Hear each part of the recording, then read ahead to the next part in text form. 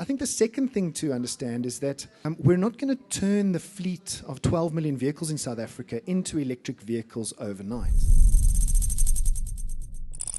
Do you think that there is a net benefit from a commercial perspective for AutoTrader by driving sustainability in your value chain?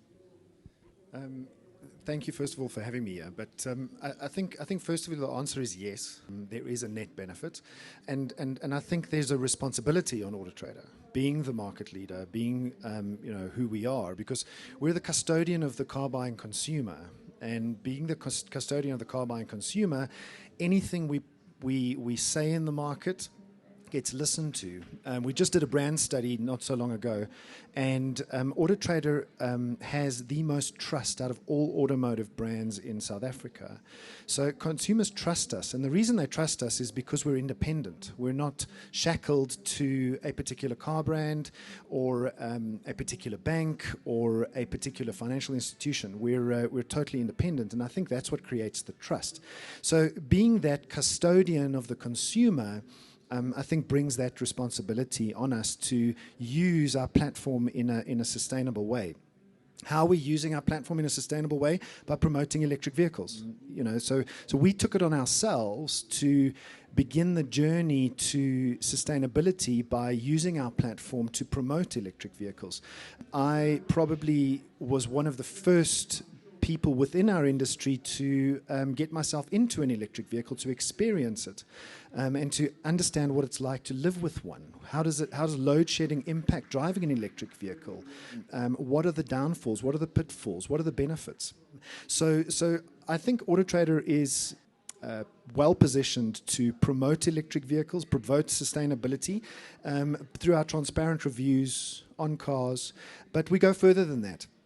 We do a lot of educational initiatives on particularly electric vehicles, and then we're in our pipeline, in our tech platform, we're busy building tools and search functionality that highlights carbon emissions, the sustainability element of different vehicles, and how much it's damaging the environment or how much it's helping the environment. And then data-driven insights. I think you mentioned data-driven insights just now. Our data analytics sharply show very quickly how consumer preferences are changing. So are consumers preferring hybrid vehicles over electric vehicles, over diesel, over petrol? And then using those insights to feed back to manufacturers and OEMs to help them create a sustainable future and to drive their agendas. And then we partner with collaboratively with organizations and places like the National Automobile Manufacturers Association. So we look for parties to partner with in order to drive the agenda of electric vehicles. And then we all know that the circular economy includes reusing second-hand products. And what better place to drive the circular economy than in used vehicles, especially electric vehicles. It's a little-known fact that there's a myth that the lithium-ion battery in an electric vehicle won't last very long.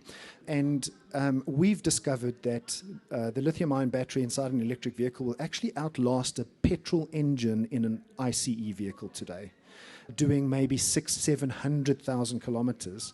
And now what ICE vehicle does that kind of mileage?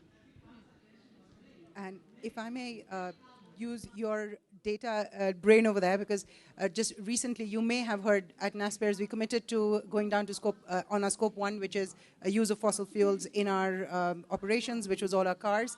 Pooty, thank you for your support on that. But we actually, we got rid of all the cars. It wasn't an easy job convincing our senior management. Pooty was always on side.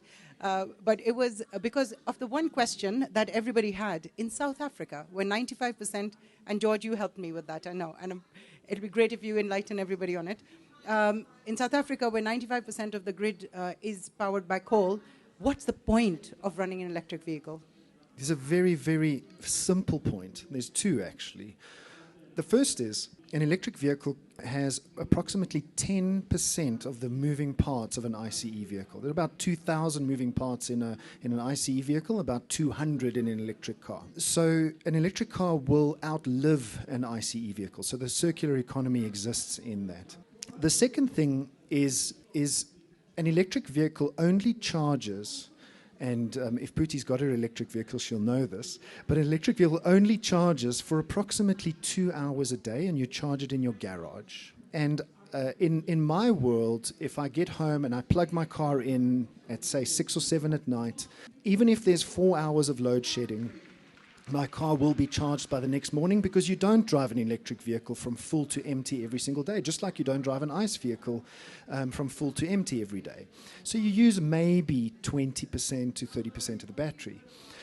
So you never will be without power because of load shedding. So I think that's the first thing to understand. I think the second thing to understand is that we're not going to turn the fleet of 12 million vehicles in South Africa into electric vehicles overnight.